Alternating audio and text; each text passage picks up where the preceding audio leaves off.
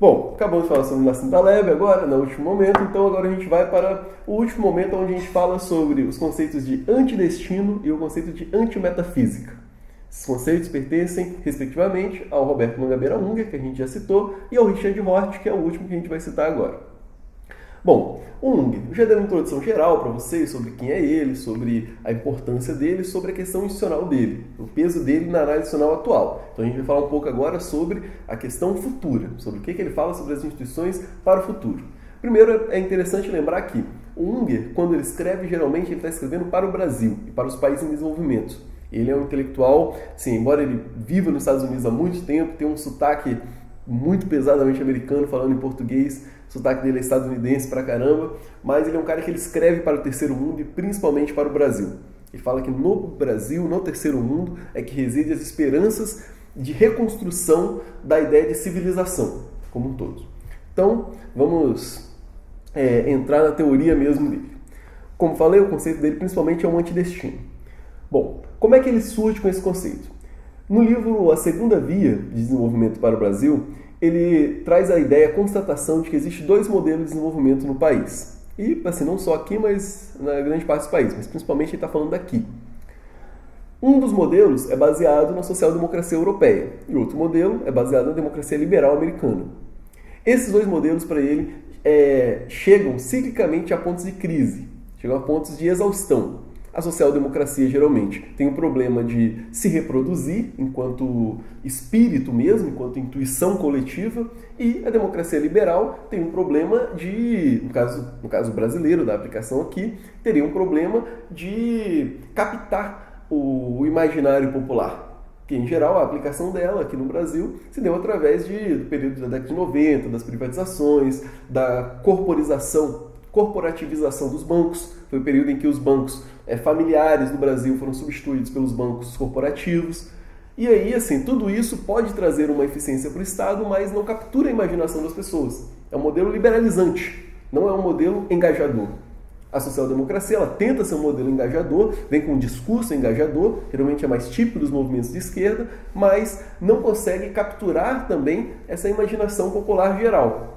Então, para ele, existem esses dois modelos que se exaurem ciclicamente. Vai passando um, depois o outro, e quase sempre se exaurindo. Para ele é necessário, então, uma segunda via de desenvolvimento. Por que uma segunda via? Para ele, a social-democracia seria, quer dizer, a democracia liberal, baseada no capitalismo e tudo mais, seria a primeira, que é aquela que se tornou hegemônica no mundo. A terceira via seria a social-democracia, que é uma forma de humanizar o capitalismo. É uma forma de resistir aos avanços do capitalismo sobre as intuições comunitárias, sobre as ideias de dignidade humana, enfim, seria uma teoria de resistência, a social-democracia. Para ele, tanto a democracia liberal e sua vinculação com o capitalismo, quanto a social-democracia, não surgem mais, não imperam mais como propositivas, principalmente para o caso brasileiro. Para ele, então, seria necessário uma segunda via que conseguisse extrair do desenvolvimento capitalista, da capacidade do capitalismo de produzir riqueza, os seus pressupostos, e que, ao mesmo tempo, ao invés de simplesmente resistir ao avanço do capitalismo, pudesse construir, a partir dessa produção de riqueza, meios para emancipar as pessoas para produzir a sua própria riqueza. Isso não significaria simplesmente um capitalismo humanizado, mas seria justamente o contrário. Seria uma capitalização daquilo que já é humano, nossas práticas. Nós empreendemos. O Brasil é considerado um dos países mais empreendedores do mundo em números.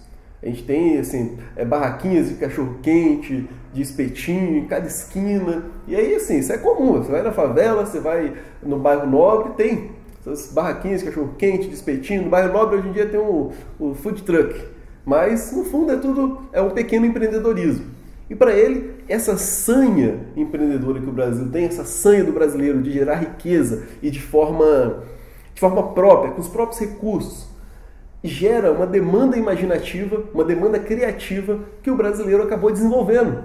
E ao desenvolver essa demanda criativa, conseguiu criar os meios de sobreviver em meio a crises. Problema disso: o Estado brasileiro não estaria preparado para receber isso. não estaria pelo pressuposto do Estado brasileiro, que alterna entre a democracia liberal e a social-democracia.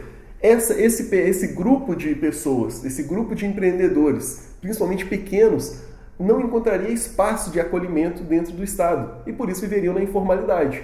Vivendo na informalidade, eles, de um lado, não contribuem fiscalmente, que é uma questão de segunda ordem para o Estado, e de outra forma, eles não recebem os recursos necessários, a atenção necessária parte do Estado para se desenvolver em projetos cada vez maiores. Porque a gente tem a percepção, poxa, se o cara consegue transformar 10 quilos de carne de segunda em 5, 6 mil reais por mês, bom, esse cara, se ele tivesse acesso então a 10 toneladas de carne de segunda, o que ele não faria? Então a questão do Unger é isso, é potencializar o nosso imaginário, o nosso conteúdo cultural de empreendedor mesmo, que o Brasil teria. Hoje em dia, empreendedor tá uma palavra meio ofuscada, porque qualquer coisa virou empreendedorismo. O cara pega o dinheiro, pega 50 mil do pai, abre uma padaria e estou empreendendo. Não, está gastando dinheiro, diferente. Empreender é outra coisa. Então, o que acontece? O Unger, ele estaria preocupado com isso, em resolver essa questão, em dar ao Estado brasileiro a capacidade de acolher essa cultura que o brasileiro já tem, de resolver os problemas. E aí, de forma resumida, a segunda via poderia ser resumida assim. A segunda via poderia ser apresentada assim. A segunda via é o desenvolvimento democratizante, democratizar o mercado, lembra? A ser conquistado pela renovação das instituições, que definem a democracia representativa, a economia de mercado e a sociedade civil livre. Não basta transferir recursos dos mais ricos para os mais pobres. É preciso entrar no caminho de reorganização das instituições políticas, econômicas e sociais. Reorganizar para quê? Justamente para que a capacidade natural no sentido nacional, do brasileiro de gerar riqueza a partir de poucos recursos seja transformada seja potencializada. Seja assim, a pessoa, olha, eu posso gerar recursos a partir de pouco, então o Estado tem que pelo menos esse pouco prover para que se gere recursos, para que o Brasil cresça como potência. Esse discurso participa da ideia de antidestino. Em que sentido? Bom, se o destino de todas as instituições de sucesso, seja de mercado, seja de Estado, hoje em dia é definido pela adequação, seja ao modelo de democracia liberal ou ao modelo da social-democracia, e aí, respectivamente por direita e esquerda econômica, o Unger oferece a perspectiva de que, olha só, talvez nós não devemos estar tão preocupados com essa ideia do destino de sucesso, mas com a potencialização imediata. Dando errado, a gente pode reformar a partir desses pressupostos nacionais. A gente não precisaria responder a esses ideários de destino, que geralmente a Europa e os Estados Unidos estão quase que reféns desses ideários. Não, mas aqui, por termos os dois, nós podemos tanto escolher entre os dois, como vemos fazendo até agora, quanto não escolher entre nenhum e criar o nosso próprio caminho. De forma resumida, a rebeldia no caso brasileira, rebeldia é de empreender, de gerar riqueza, de superar a dificuldade. Precisa de programa. E o programa sempre tem de mudar. Compactua diretamente com a ideia de antifragilidade. Não é mais o nacional-populismo, como também não é a humanização do inevitável pelas políticas sociais. Ou seja, não é a tentativa de humanizar e resistir ao capitalismo. É o antidestino.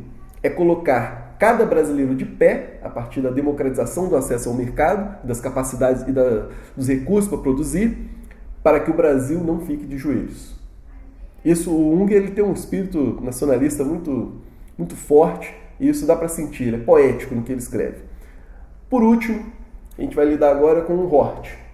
Richard Hort é um intelectual americano, filósofo mesmo, tradicional da filosofia, e que ganhou fama porque assim, discutia com várias pessoas de áreas diferentes, coisas que geralmente a galera da filosofia, eu falo de caso próprio, a gente não tem esse costume.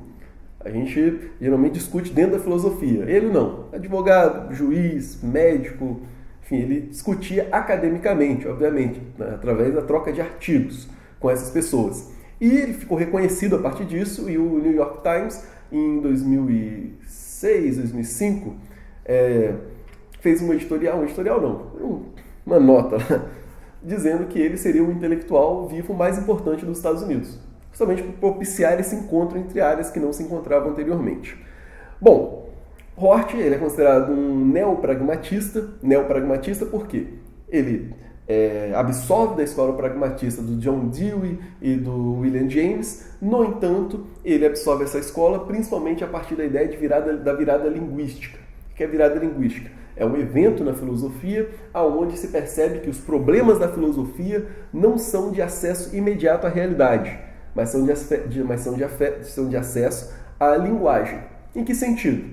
A filosofia trabalha com, e aí na palavra dos franceses, textos sobre textos. Nós discutimos outros textos, nós discutimos outras falas, argumentamos sobre argumentações. Nós não argumentamos sobre a realidade propriamente dita. Isso tem pessoas para fazer isso. E aí o Hort ele vai trazer um conceito, na verdade ele não traz esse conceito, mas ele refortalece esse conceito de antimetafísica. No sentido de que, se até um período atrás, se até mais ou menos a modernidade, se principalmente um pouco depois da modernidade, nossas instituições demandavam um conteúdo metafísico que subsidiasse elas, hoje esse não é mais o caso. Nós não precisamos de um conteúdo metafísico para sustentar as instituições, justamente porque hoje nós estamos diante do que um outro filósofo chamado John Rawls chamaria de fato do pluralismo. Em que sentido? As sociedades são plurais. Mesmo sociedades europeias fortemente compartilham tradições fortes, uma etnia e tudo mais, elas acabam cada vez mais sendo plurais no sentido das intuições de bem, no sentido do que é a boa vida, no sentido da diversidade política também. E aí o que ocorre? Diante dessa pluralidade, as grandes narrativas metafísicas sobre o governo ideal, sobre a sociedade ideal, elas perdem forças à medida que surgem narrativas menores sobre eficiência, narrativas menores sobre justiça política, por exemplo, sobre justiça social, sobre correção de injustiças que ocorreram no passado. E essas narrativas, que nem sempre contam com fundamentações metafísicas, ou que quando contam são fundamentações precárias, elas conseguem ganhar espaço na ordem institucional do Ocidente. Um exemplo que a gente pode usar aqui no Brasil é o caso do princípio da eficiência. O princípio da eficiência está lá na Constituição, e o princípio da eficiência ele diz o quê? Coisa simples. O gestor, a administração pública tem que ser eficiente. Da onde que veio isso? Da análise econômica do direito, uma série de cálculos lá que permitiram calcular a eficiência. Ou seja, nós não precisamos hoje de uma grande narrativa do que é a melhor administração pública. Uma grande narrativa no sentido metafísico. Tem que corresponder à religião tal. Não, tem que ser totalmente sem religião. Não, nós temos uma questão simples. Olha, temos cálculos econômicos para demonstrar como uma instituição pode ser eficiente. Claro que isso, por si só, não dá conta de outras demandas, que pode ser eficiente e injusto, por exemplo. Ou seja, eficiente no sentido em relação a ela mesma. E o Hort, então, ele vem com esse argumento do antimetafísico justamente para poder, junto com o antidestino do Mangabeira Unger e com o antifrágil, criar um novo vocabulário para a teoria institucional que dá conta dessas demandas imediatas. Essas demandas imediatas elas dizem respeito principalmente a reformar as instituições que já existem, e aí para reformar elas, o que ajudaria? Diminuir a força dessas narrativas que fundamentaram elas, através da corrosão dos aspectos metafísicos. 2. Diminuir ou enfraquecer a ideia de destino, a ideia de que essa instituição ou aquela instituição ou forma institucional está fadada ao fracasso ou fadada ao sucesso. E 3.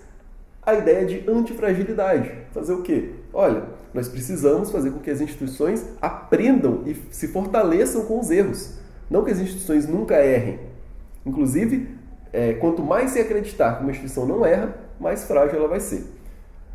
Bom, dessa forma a gente fez um resumão desses três termos, o antimetafísico, o antifrágil e o antidestino. E ele é o que eu defendo, pelo menos, defendi em alguns artigos, e aí vocês podem procurar depois, vai estar na bibliografia, defendi em alguns artigos que esses 3 termos, eles fazem parte do novo vocabulário da análise institucional. E aí, assim, eu defendo que eles fazem parte atualmente e que eles vão ter um peso cada vez maior. Defendo que eles devem ser utilizados mesmo porque são termos bons, são termos eficazes naquilo que se propõe. Então a gente chega aqui ao final do nosso curso. Muito obrigado a todos vocês que estão nos assistindo e até uma próxima.